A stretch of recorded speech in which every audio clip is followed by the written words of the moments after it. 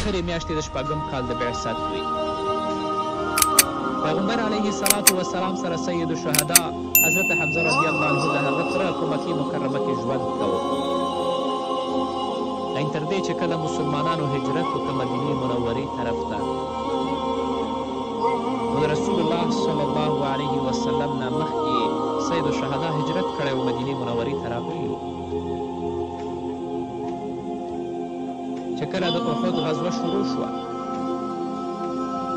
د مشرکینو په مقابل کې، د کفارو په مقابل کې رسول الله صلی الله علیه وسلم او د هغه مبارکو یارانو ټول راپاڅېدل، د مشرکینو په مقابل کې اعلان د جنګ وکړو چې د احد په غره کې سید الشهدا حضرت حمزه رضی الله عنه هم موجود او د رسول الله صلی الله علیه وسلم تره حضرت حمزه رضی الله عنه د احد په غزا کې شهید شو. او بیرحمه کافرانو او مشرکینو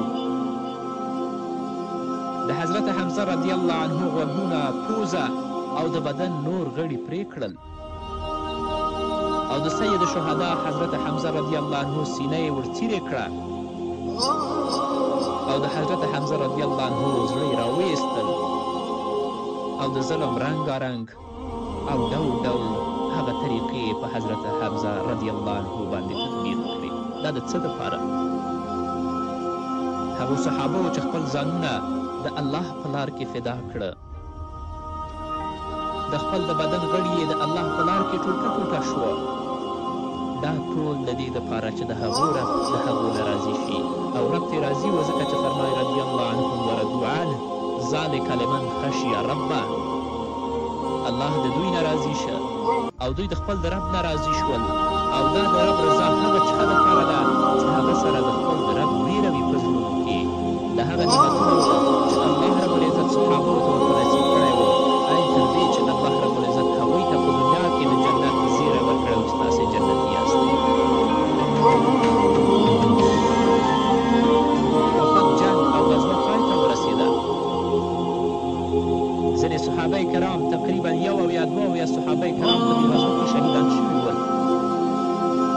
رسول الله صلی الله علیه وسلم او نورو صحابه کرامو د شهیدانو جسدونه لټول او د هغوی د تجهیز او د تدفین انتظار یې کول چې ناڅاپه یې په حضرت حمزه رضی الله عنه سترګې ولګېدلې او حضرت حمزه رضی الله عنه یې په داسې حالت کې ولیده چې د مبارک نه پوزه وه، نه شونډې وې، نه غوږونه وه او د مبارک ځګر یې څیرلی و او د هغه مبارک زړه یې ترې راویستلی و.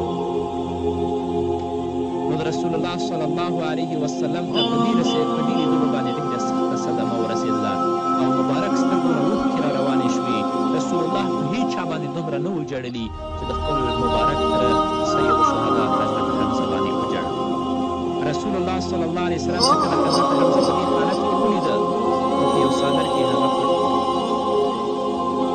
چې په دې وخت کې د حضرت حمزه رضی الله عنه سکنۍ خور بیبي صفیه رضی الله عنها چې د رسول الله ورور او عمه کېږي، هغه خبره شوې وه. هغه د کوره ډېر په منډه را روانه وه